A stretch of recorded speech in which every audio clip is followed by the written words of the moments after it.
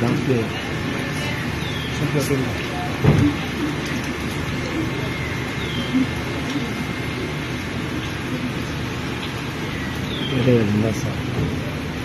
Oh. Chef. Tu as vu sauter?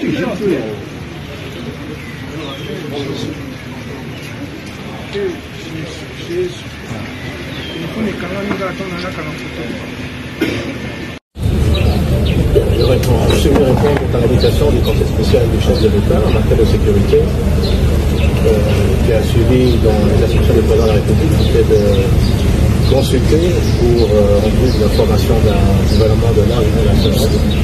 Ce qui est important, nous avons discuté, bien sûr, je laisse ça à la présidence du Conseil spécial de faire son rapport au chef de l'État, mais les objectifs qu'on veut atteindre, c'est l'unité du pays, c'est la cohésion nationale.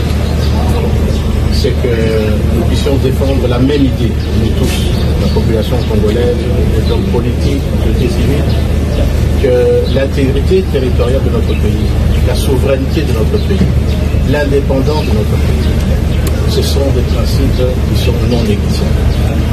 Pour tout ça, il faut que la volonté que nous avons compris du chef de l'État, c'est d'appeler tous les fils et filles de ce pays, de se mettre tous unis derrière le président de la République, qui est le commandant suprême également de nos armées, qui fournissent des efforts très importants pour pouvoir assurer la sécurité de nos territoires.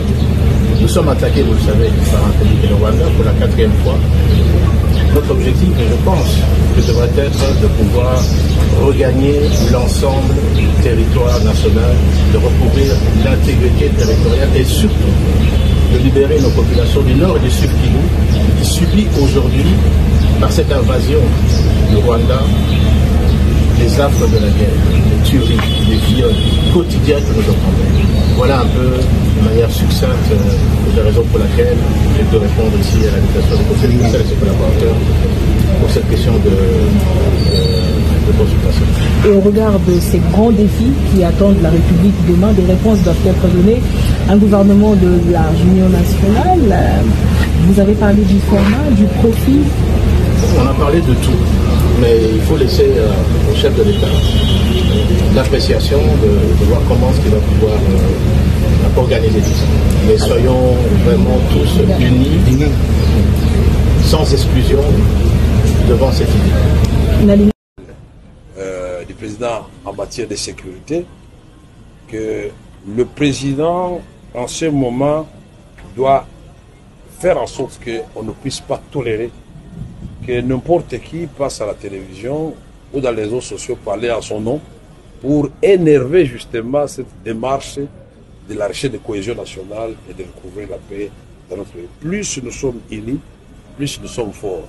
Il ne faut pas qu'il y ait contradiction entre l'objectif, la pensée des chefs de l'État et les actes qui sont posés sur le terrain, par les institutions, par les individus. Il ne faut pas frustrer les gens davantage si nous voulons aller très loin. Et moi, croyant, je suis convaincu que quel que soit le pays,